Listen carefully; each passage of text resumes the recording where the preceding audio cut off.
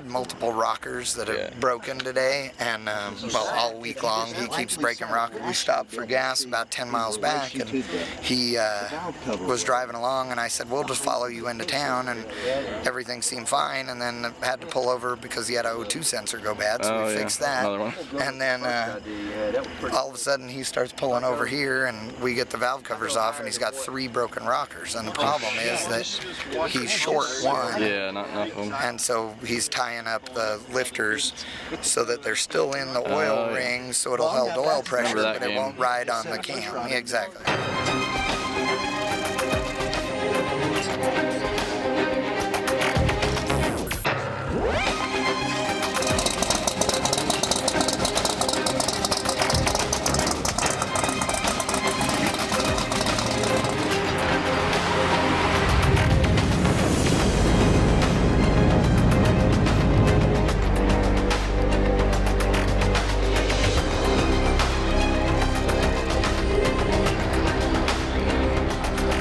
It's the last day of Rocky Mountain Race Week, and we're back at Kearney, Nebraska for the final race day of Rocky Mountain Race Week. About 10 to 15 cars have dropped out so far, couldn't make the drive. We ran into Doug Klein last night.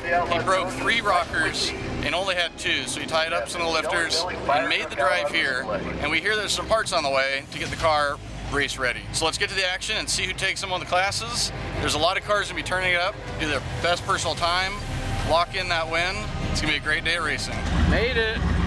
Let's see what we can do. Still got to finish it. Exactly. How are you looking in the class? Right now we're leading it.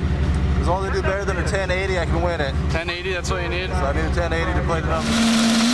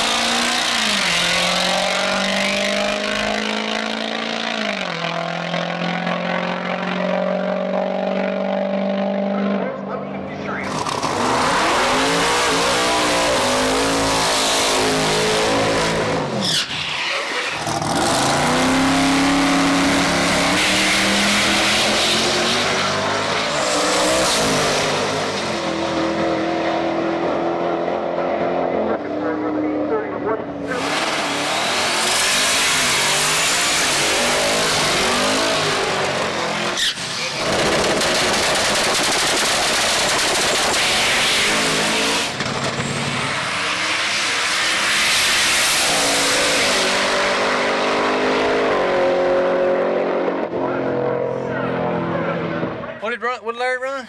730. Wow. I better get after it, huh? I'm pretty sure you... boost out, Klein. Yeah. I'm pretty sure he's gonna need a 6 to pass you with that one anyway, though. Yeah. Wow.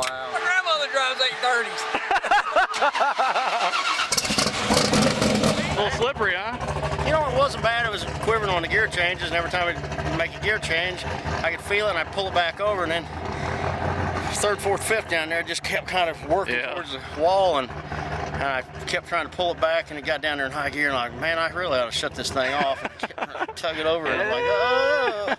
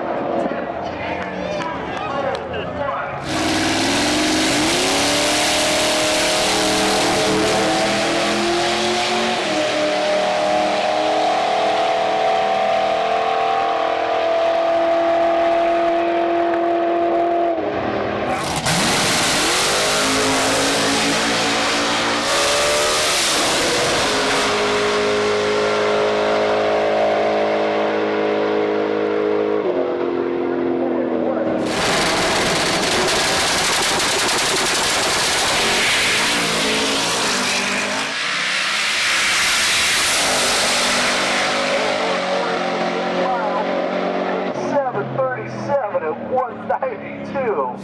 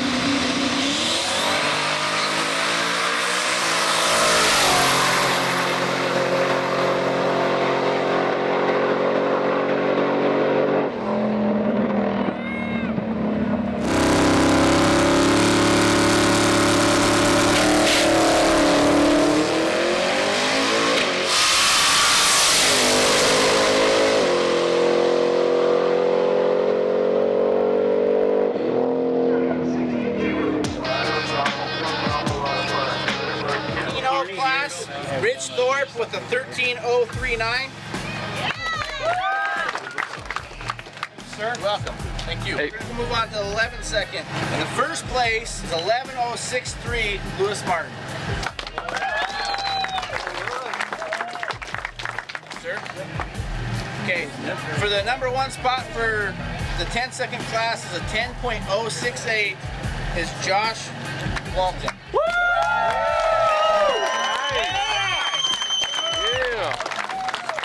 Hot Rod Gasser. Eddie seems to have some really good luck with junkyard parts, so. He's the number one with 11.256. All right. Did you see that his car ran its best ever with did. the junkyard rear end? Yes. He didn't know the gear ratio and turbo trick, so. It was kind of an easy win because he was the only one in the class, but it's still pretty fast. A 9.352 Travis Cannon.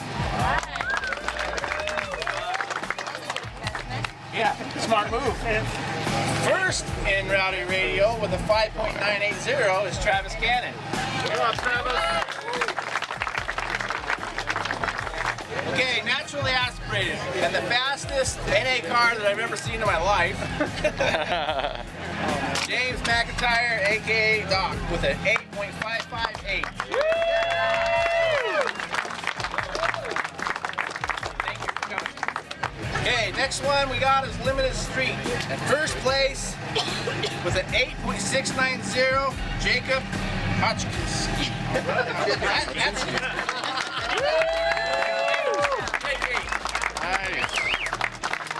I can't spell and I can't read spelling either, so. Okay, on to the Pro Street, 7.866, John Wishman.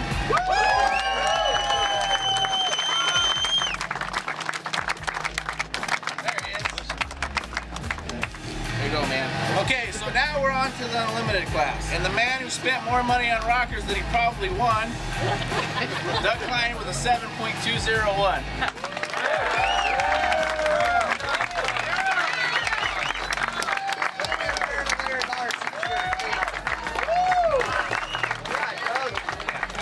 That's a wrap. Go home and fix that crap and get it back out here.